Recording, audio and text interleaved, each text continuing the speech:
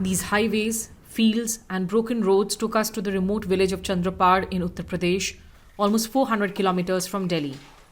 In this settlement of some 200 people, mostly from the marginalized Yadav community, there's disbelief and despair that some of their young men ended up fighting for the Russian army in Ukraine. I had no idea this could happen to me. Had I have known, I wouldn't have let him go. Sadhana Devi lost her 32-year-old husband Sunil Yadav in the conflict. She last spoke to him in February.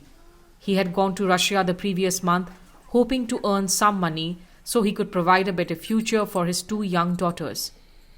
This month, his mortal remains was brought back for the last rites.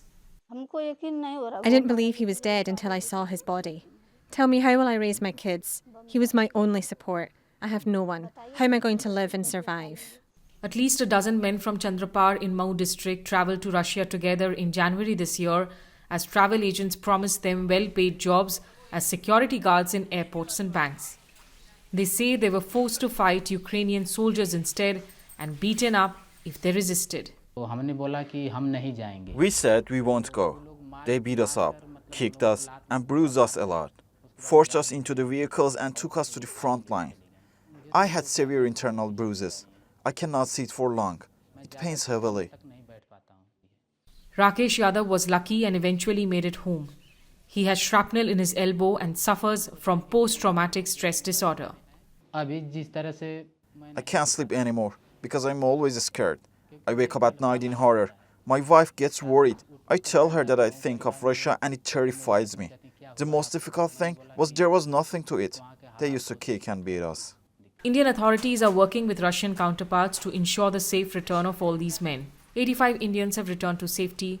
Some 20 are still stuck in the conflict, while 12 have lost their lives so far. We have been in very close touch with our interlocutors in the Ministry of Foreign Affairs and the Ministry of Defense of Russia on this issue of Indians who were illegally or otherwise contracted into fighting in the Russian army. This matter was taken up at the highest levels, including by the Prime Minister with President Putin. The men who have returned safe from Russia are counting their blessings. But the trauma of what they have seen on the front line continues to haunt them.